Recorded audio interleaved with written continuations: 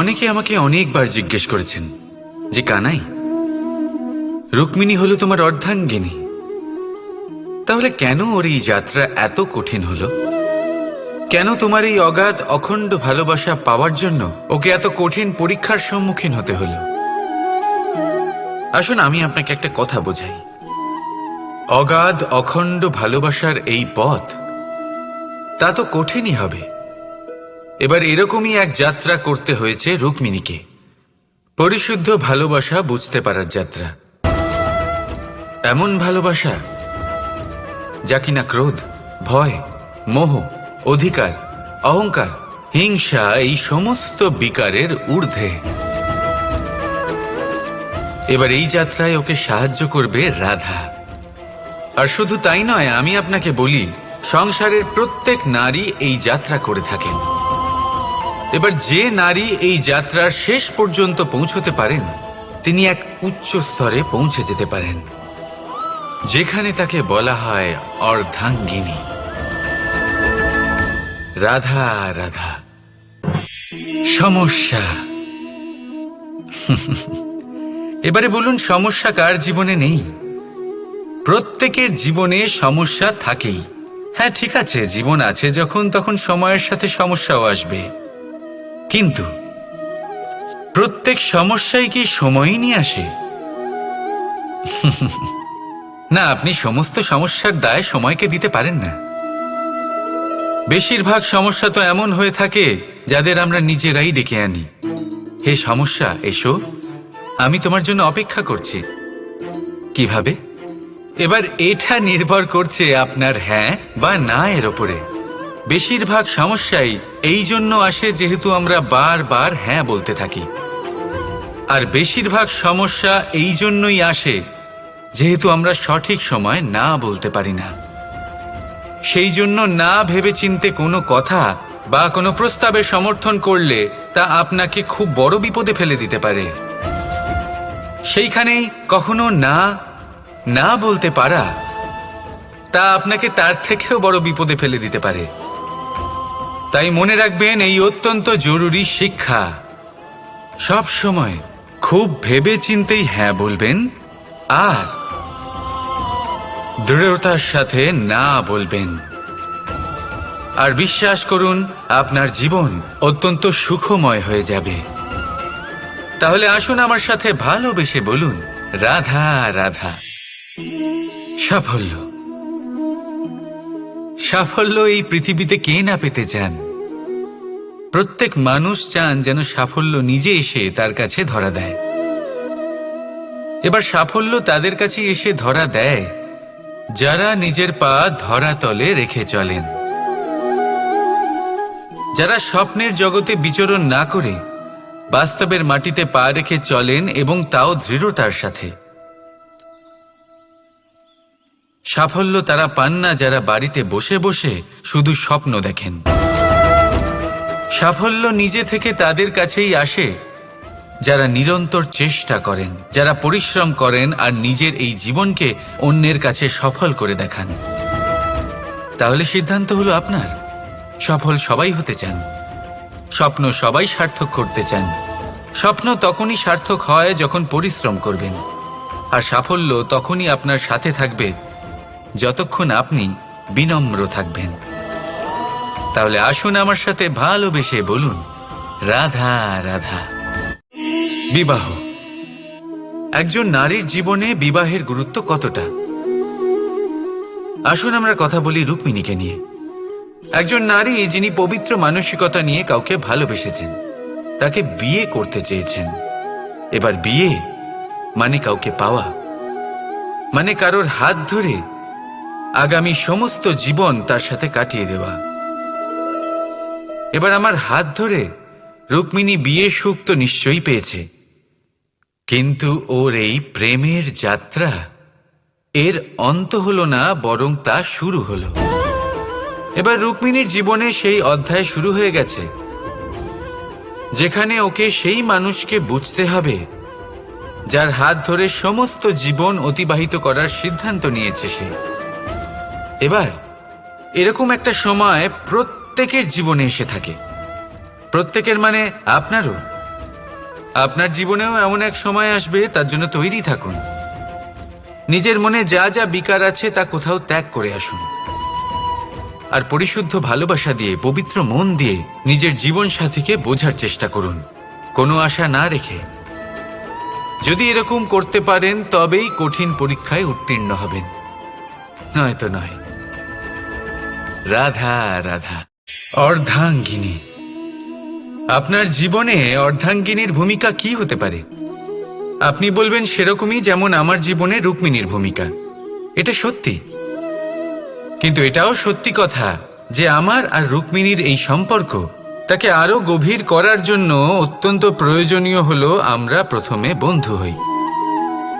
একজন ভালো স্বামী বা স্ত্রী হবার প্রথম পদক্ষেপ বন্ধুত্ব, অর্থাৎ সখা প্রেম। যতক্ষণ না এক স্বামী স্ত্রী নিজেদের সম্পর্কে বন্ধুত্বের মাহাত্ম্য বুঝতে পারবেন না, ততক্ষণ এই সম্পর্ক যেন অপূর্ণ থেকে যাবে। আর তারপর এই সম্পর্কে জন্ম নেয় সেই অনুভূতি, যেমন অধিকার, যেমন অভিমান। এই দুই ভাবনা যা এই সম্পর্ক ভাঙার প্রথম পদক্ষেপ হয়ে থাকে। সেই জন্য নিজের দাম্পত্য জীবনে অধিকার ফলানোর আগে নিজেকে জিজ্ঞাসা করুন, আপনি কি আপনার জীবনসঙ্গীর সব থেকে ভালো সখা হতে পেরেছেন? সম্পর্ক আরো উন্নত হবে। রাধা রাধা। কিছু মানুষ এরকম ভেবে থাকেন যে পরিশ্রম করার দরকারটাই বা কি? এই প্রকৃতি আমাদের সবকিছু দিয়েছে, জন্ম দিয়েছে, জীবন দিয়েছে। এই প্রকৃতি আমাদের পালন পোষণও করে নেবে। এবার আপনি বলুন, কখনো দেখেছেন সিংহকে কারোর সেবা করতে? দেখেননি তো? কখনো আপনি দেখেছেন পাখিকে চাকরি করতে? দেখেননি তো? তাও নিশ্চয়ই তাদের পেট ভরে। চলুন, আপনার এই কথা আমি মেনে নিলাম। এবার আপনি আমার একটা কথার উত্তর দিন। আপনি কখনো দেখেছেন কোনো প্রাণী নিজে হেঁটে এসে সিংহের মুখে এসে বলছে যে আমাকে আপনি খেয়ে ফেলুন, আমাকে নিজের খাদ্য করে নিন, নিজের পেট ভরিয়ে ফেলুন? এরকম তো কখনোই হয় না। সিংহ নিজের খাবার বনেই পেয়ে যায়, কিন্তু শিকার তাকে নিজেকেই করতে হয়। যদি এটা না করে তাহলে সে অনাহারে মরে যাবে।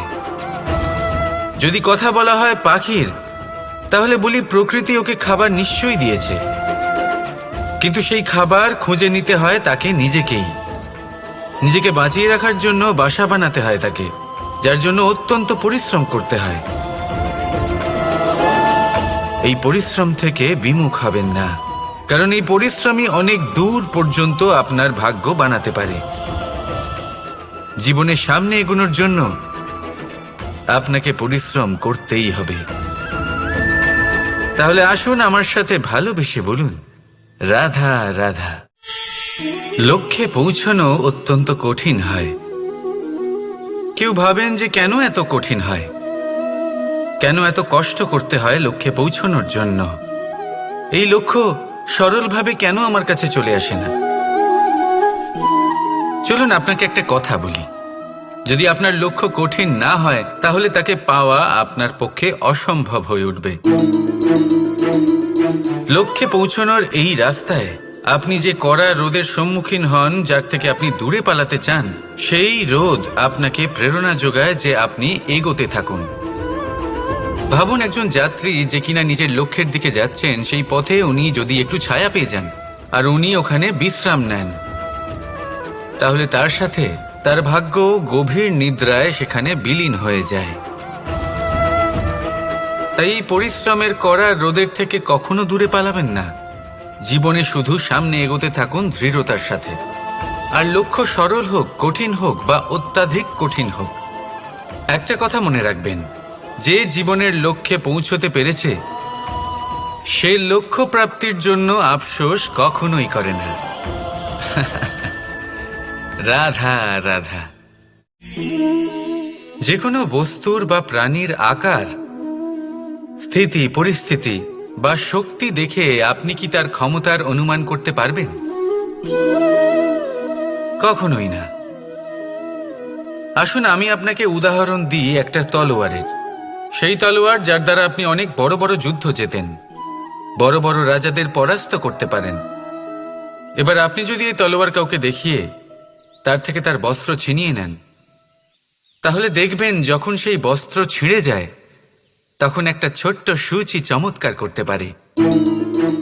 তখন এই তলোয়ার কোনো কাজে লাগবে না। সেইভাবেই একটা মাছ কখনো বনে গিয়ে শিকার করতে পারে না, আর সেইভাবেই সিংহ জলের রাজা হতে পারে না।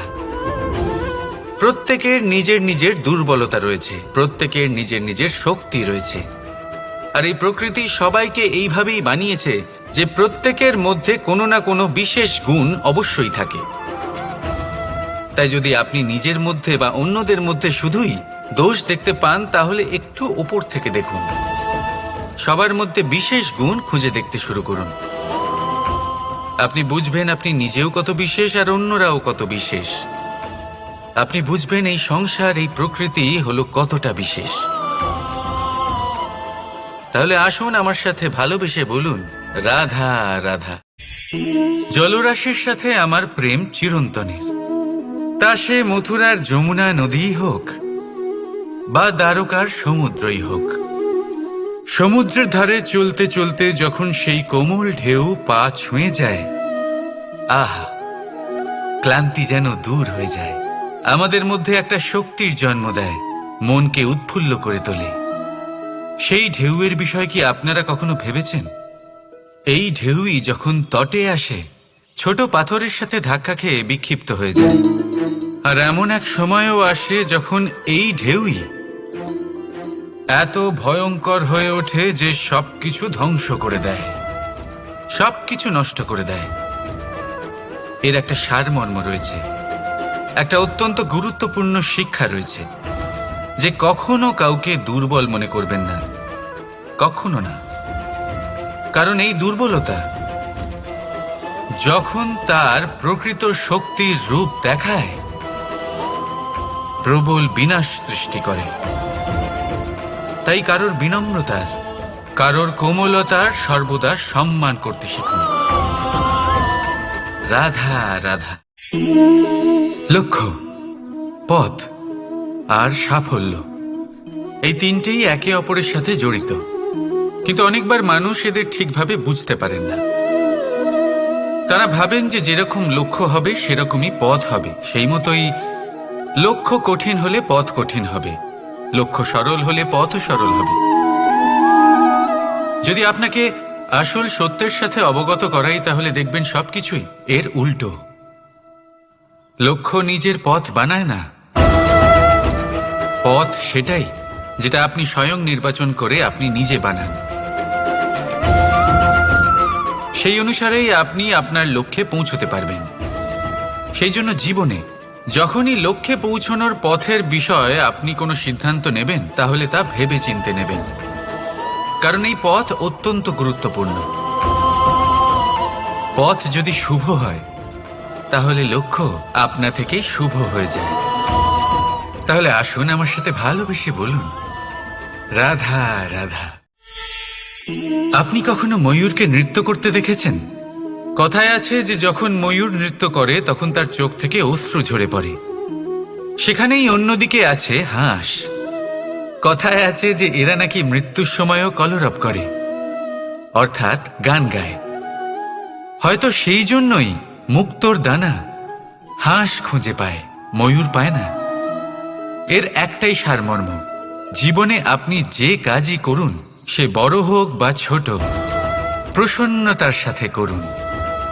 মনে কোনো তিক্ততা নিয়ে করবেন না, তাকে কষ্ট দিয়ে করবেন না।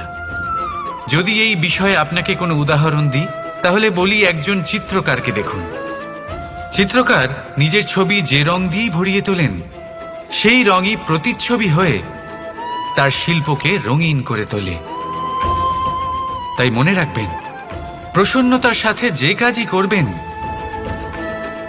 তা অত্যন্ত ভালো হবে। আসুন আমার সাথে ভালোবেসে বলুন, রাধা রাধা।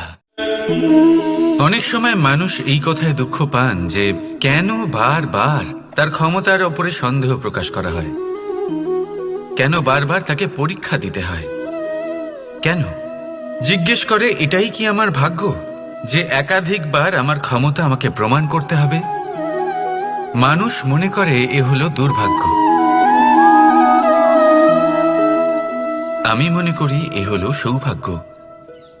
কিভাবে? সন্দেহ কার উপরে করা হয়? সোনার বিশুদ্ধতাকে নিয়ে, লোহাকে নিয়ে নয়। বিশুদ্ধতার নিরিখে বারবার তাকে পরীক্ষা করা হয়, তামাকে করা হয় না। রত্নকারের আঘাত হীরেকে সহ্য করতে হয়, কোনো কাঁকরকে নয়। সেই জন্য নিজের ভাবনাকে ধন্যাত্মক করে তুলুন। জীবনে যত পরীক্ষায় আসুক না কেন, হাসি মুখে তার সম্মুখীন হন, তাতে উতলা হবেন না। আর তারপর দেখবেন আপনার অন্তরের এই রত্ন আপনার জীবনকে উজ্জ্বল করে তুলবে। তাহলে আসুন আমার সাথে ভালোবেসে বলুন, রাধা রাধা। সকলে বলেন এবং আমিও বলি যে মানুষ যেমন সঙ্গে মেলামেশা করেন সেরকমই তার স্বভাব হয়ে যায়। এ হলো সত্য, কিন্তু এটা হলো অর্ধ সত্য। হ্যাঁ, বৃষ্টির ফোঁটা যখন সাপের মুখে যায় তখন তা বিষে পরিণত হয়, তাই যখন ঝিনুকের মধ্যে যায় তখন তা মুক্তোতে পরিণত হয়। কিন্তু কোনো ব্যক্তির স্বভাব এ হলো অত্যন্ত গুরুত্বপূর্ণ। কোনো এক ফুলের কথা ভাবুন, সেই ফুলের সাথে জড়িত সেই কাঁটাগুলোর কথা ভাবুন। সহস্র বছর ধরে সেই কাঁটা ফুলের সাথেই লেগে রয়েছে, কিন্তু আজও সেই বিধেই যায়, সেই যন্ত্রণাই দেয়, সুবাস ছড়ায় না। কেন? কারণ বিধে যাওয়া কাঁটার স্বভাব হয়। এটা বোঝেনি। সর্বপ্রথম নিজের মনের ভাবকে বদলাতে শিখুন, তারপরই আপনার সঙ্গের প্রভাব পাল্টাতে পারে। আর যদি আপনি এরকম করেন তাহলে আপনার জগৎ প্রশান্তিতে ভরে যাবে। তাহলে আসুন আমার সাথে ভালোবেসে বলুন, রাধা রাধা।